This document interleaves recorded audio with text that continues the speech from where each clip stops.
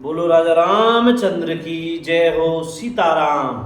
श्री गणेशाय नमः। श्री जानकी वल्लभ विजयते। श्री रामचरितमानस। षष्ठ सोपान लंका कांड प्रारंभ। तुलसीदास जी महाराज कह रहे हैं कि कामदेव के शत्रु शिवजी के सेव्य, भव जन्म मृत्यु के भय को हरने वाले, काल रूपी मत वाले, हाथी के लिए सिंह के समान, योगियों के स्वामी योगीश्वर, ज्ञान के द्वारा जानने योग्य, गुणों की निधि, अजय निर्गुण निर्विकार, माया से परे, देवताओं के स्वामी, दुष्टों के वध में तत्पर, ब्राह्मण वृंद के एकमात्र देवता रक्षक, जल वाले मेघ के समान सुंदर श्याम, कमल के से नेत्र वाले, पृथ्वीपति, राजा के रूप में परमदेव श्री राम जी की मैं वंदना करता हूँ। शंख और चंद्रमा की सी कांति के अत्यंत सुंदर शरीर वाले, व्याघ्र चर्म के वस्त्र वाले, काल के समान अथवा काले रंग के भयानक सर्पों का भूषण धारण करने वाले, गंगा और चंद्रमा के प्रेमी, काशीपति, कलयुग के पाप समूह का नाश करने वाले, कल्याण के कल्प वृक्ष, गुणों के निधान और कामदेव को भस्म करने वाले, पार्वती पति वंदनीय श्री शंकर जी की मैं वंदना करता हूँ। जो सत्पुरुषों को अत्यंत दुर्लभ कैवल्य मुक्ति तक दे डालते हैं और जो दुष्टों को दंड देने वाले हैं, वे कल्याणकारी श्री शंभु मेरे कल्याण का विस्तार करें। लव निमेष परमाणु वर्ष युग और कल्प जिनके प्रचंड बाण हैं और काल जिनका धनुष है, हे मन तू उन श्री राम जी को क्यों नहीं भजता। सीताराम। समुद्र के वचन सुनकर प्रभु श्री राम जी ने मंत्रियों को बुलाकर ऐसा कहा, अब विलंब किस लिए हो रहा है, सेतु पुल तैयार करो जिसमें सेना उतरे। जामवान ने हाथ जोड़कर कहा, हे सूर्य कुल के ध्वजा स्वरूप कीर्ति को बढ़ाने वाले श्री राम जी सुनिए। हे नाथ, सबसे बड़ा सेतु तो आपका नाम ही है, जिस पर चढ़कर, जिसका आश्रय लेकर मनुष्य संसार रूपी समुद्र से पार हो जाते हैं।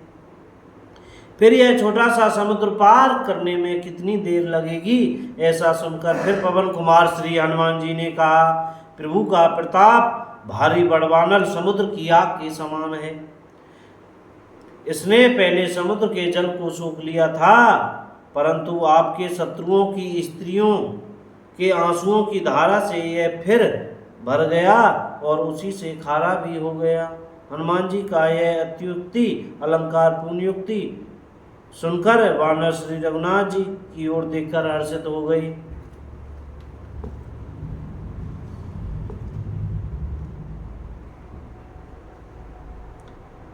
जामवान ने नल नील दोनों भाइयों को बुलाकर उन्हें सारी कथा कह सुनाई और कहा, मन में श्री राम जी के प्रताप को सिमरन करके सेतु तैयार करो। राम प्रताप से कुछ भी परिश्रम नहीं होगा। बोल लिए कपि निकर बहोरी, सकल सुनहु विनती कछु मोरी। फिर वानरों के समूह को बुला लिया और कहा, आप सब लोग मेरी कुछ विनती सुनिए। अपने हृदय में श्री राम जी के चरण कमलों को धारण कर लीजिए और सब भालू और वानर एक खेल कीजिए। विकट वानरों के समूह आप दौड़ जाइए और वृक्षों तथा पर्वतों के समूह को उखाड़ लाइए। यह सुनकर वानर और भालू हुंकार करके और श्री रघुनाथ जी के प्रताप समूह की अथवा प्रताप के पुंज श्री राम की जय पुकारते हुए चले। सीताराम। बहुत ऊंचे ऊंचे पर्वतों और वृक्षों को खेल की तरह ही उखाड़ कर उठा लेते हैं और ला कर नल नील को देते हैं। वे अच्छी तरह गढ़कर सुंदर सेतु बनाते हैं। वानर बड़े बड़े पहाड़ ला कर देते हैं और नल नील उन्हें गेंद की तरह ले लेते हैं। सेतु की अत्यंत सुंदर रचना देखकर कृपा सिंधु श्री राम जी हंसकर बोले, वचन बोले, यह यहाँ की भूमि परम रमणीय और उत्तम है। इसकी असीम महिमा वर्णन नहीं की जा सकती है। मैं यहाँ शिव जी की स्थापना करूँगा। मेरे हृदय में यह महान संकल्प है। राम जी कहने लगे। श्री राम जी के वचन सुनकर वानरराज सुग्रीव ने बहुत से दूत भेजे, जो सब श्रेष्ठ मुनियों को बुलाकर ले आए। शिवलिंग की स्थापना करके विधि पूर्वक उसका पूजन किया।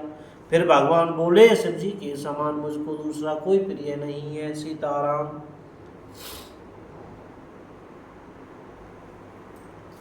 जय सिया राम। भैया बोलने में, पढ़ने में, कहने में, सुनने में हमसे कोई गलती हो गई हो तो कृपया क्षमा करते रहिएगा।